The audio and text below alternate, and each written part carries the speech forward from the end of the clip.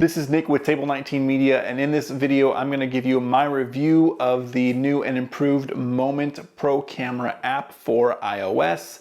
Some things I love about it, some things I don't like about it. Stick around.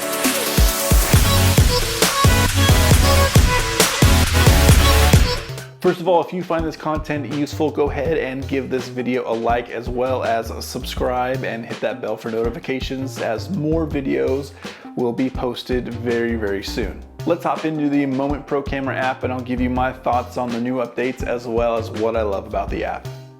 All right, first is that Moment has a brand new logo, which is completely different from the previous logo, but I like it. Let's hop into the app. And all right, first let's actually start in photo mode. So I love, overall, I love how easy and accessible almost every setting for the camera is in this app. It's well thought out, easily able to change everything that you normally would need to change on the go. But first, let's go down to the right hand corner and we'll hit that camera icon, and you can easily switch from photo to video to slow shutter. And they've also recently added the time-lapse feature as well for motion blur or long exposures. Pretty cool. I haven't had a whole bunch of time to play around with that, but from what I've seen, it's a really nice feature, and I'm excited for that. So let's hop back over to photo. And what I love about this is that, first of all, shooting on an iPhone 11 Pro Max, you can easily switch between the three lenses of the camera, which I love that you can easily switch in that. You don't have to go into a secondary menu, and you can easily switch on the go to any of those lenses.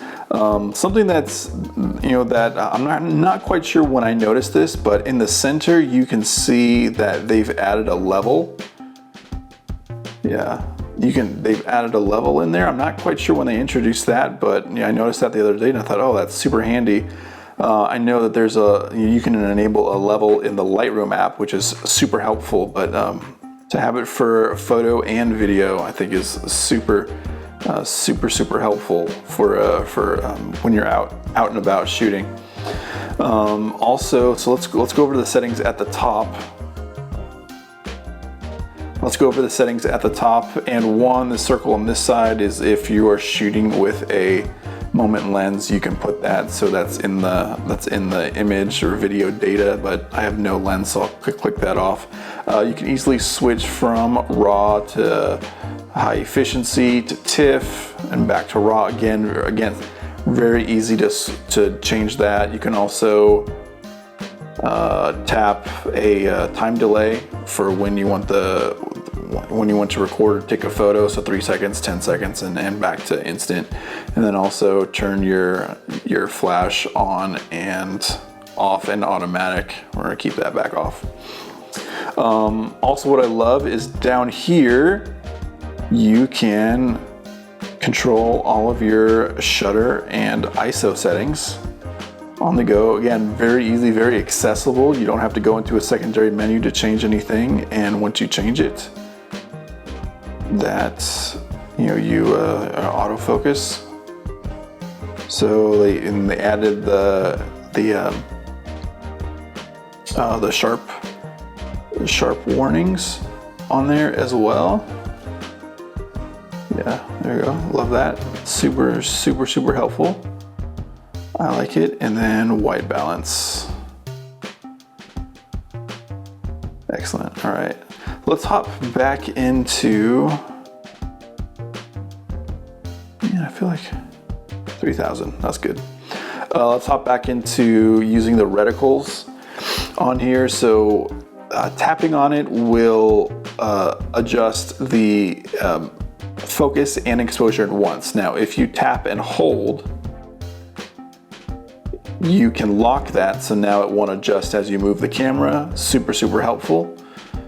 If you double tap that, it splits the exposure and it splits the focus. So you can say, I want to focus on this part Here, let's go over here. I want to focus on this part right here, but I want to make sure that this is not overexposed right there.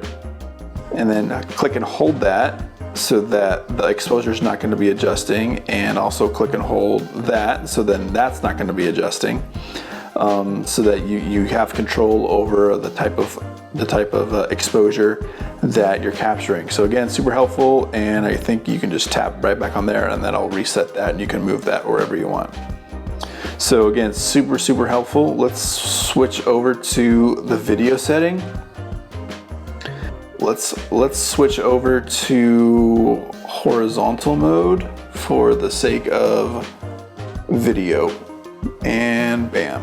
All right, once again, we can swap between the lenses up here in the top right corner. And now in video mode, we can easily access our frame rate just by tapping 48 and 60, yeah, in 4K, as well as our resolution in 4K, but also the color profile. They have default, flat, log, and I think back to default, so 3 color profiles, and then also flash is the same as well. So again, all of this, my biggest thing is I think this app is so well designed for on-the-go shooting, where everything is at your fingertips. You don't have to go into a settings menu to change any of the settings that you want to have control of, at your fingertips to easily switch between or easily adjust. So to me, that is super helpful. Again, all your shutter, ISO, exposure value, focus, and white balance are all down here as well that you can adjust on the go. So that is the video setting. Let's go into slow shutter. And they have a couple presets, so motion blur, and then also light trails. So, and again, you can adjust, how long you want the light trails to be, how long you want the exposure to be.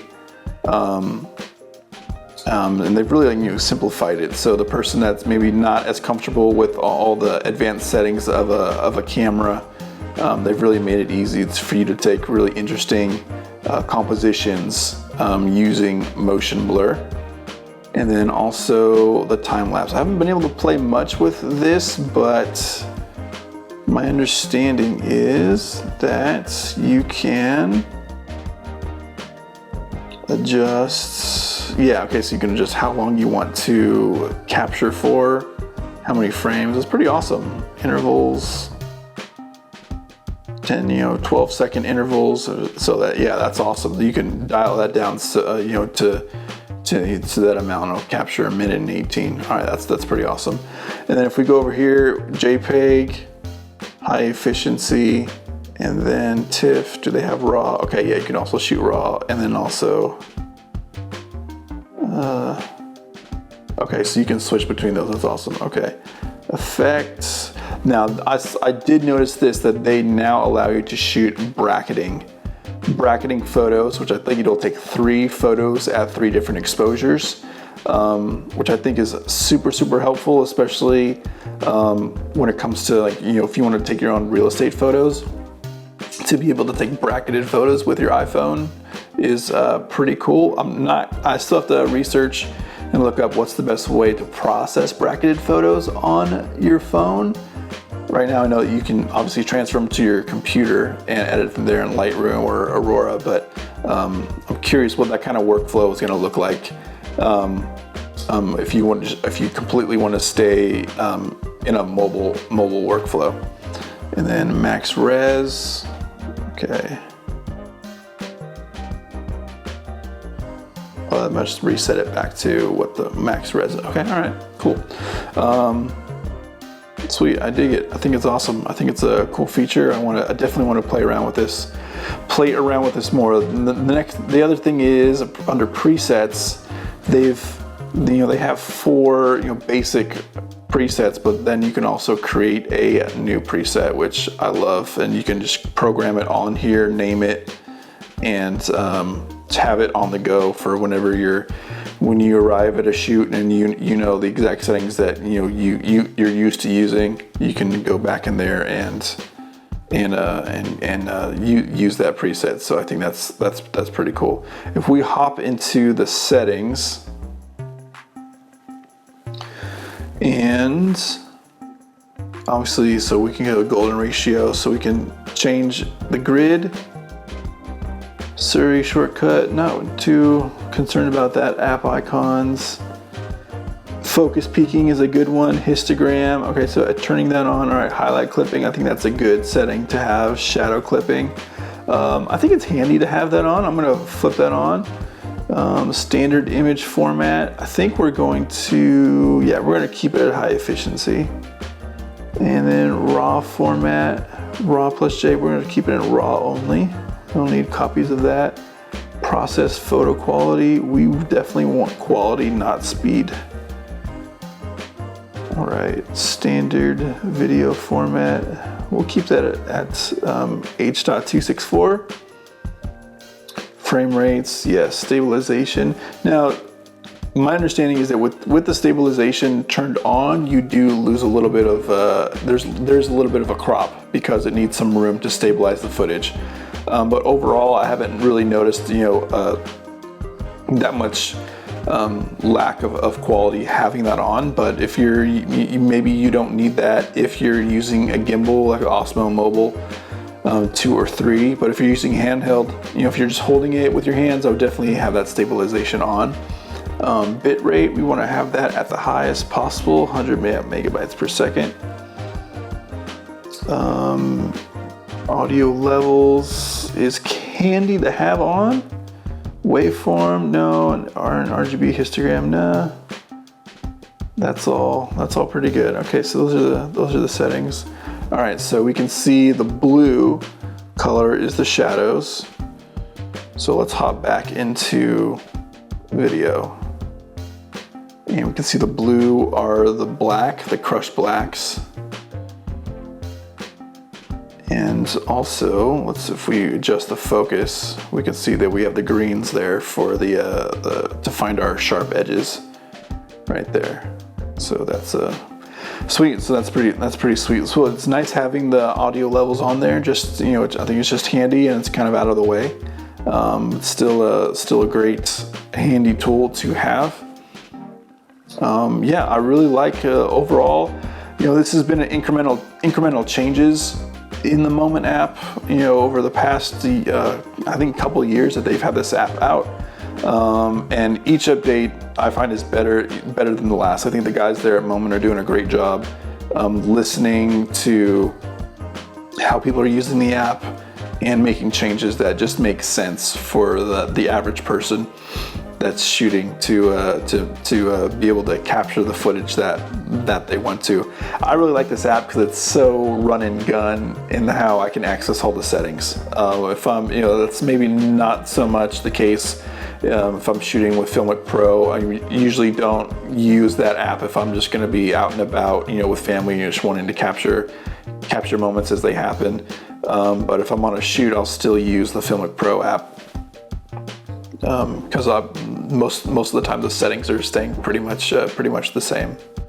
Overall, I love this app, and I think the only thing that I would address is I think the reticle situation here. To me, I still prefer the Filmic Pro reticles.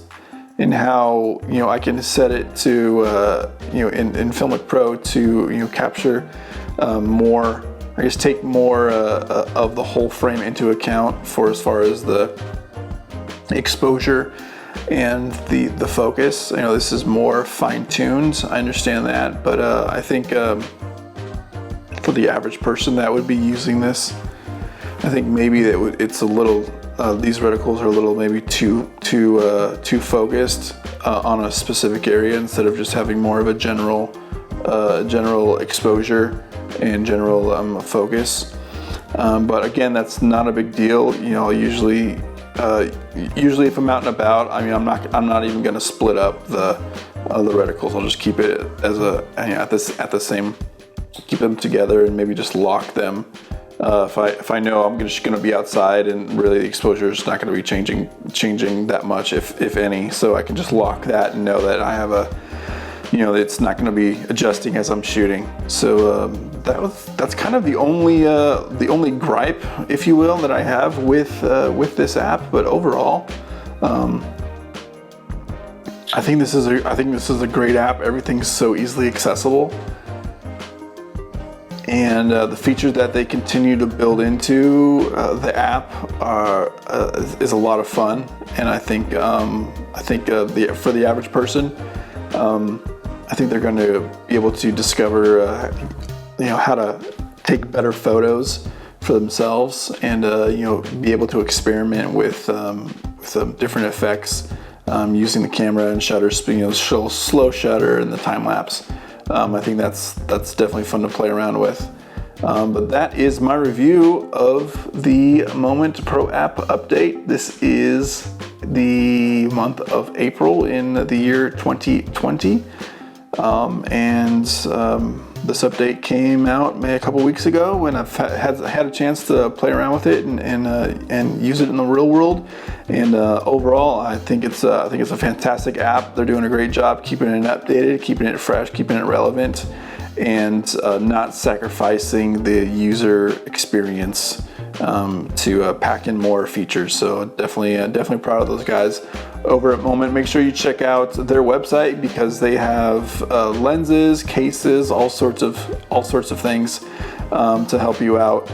You can find that link below to their shop down below in the description. Yeah, that's it. That's gonna wrap it up for this one. Thanks for sticking around. Make sure you like this video and make sure that you're subscribed to our channel. Also, check out the 2 courses that we have below: Mobile Photography for Real Estate course and also the Mobile Video Pro for Real Estate. I will see you in the next video.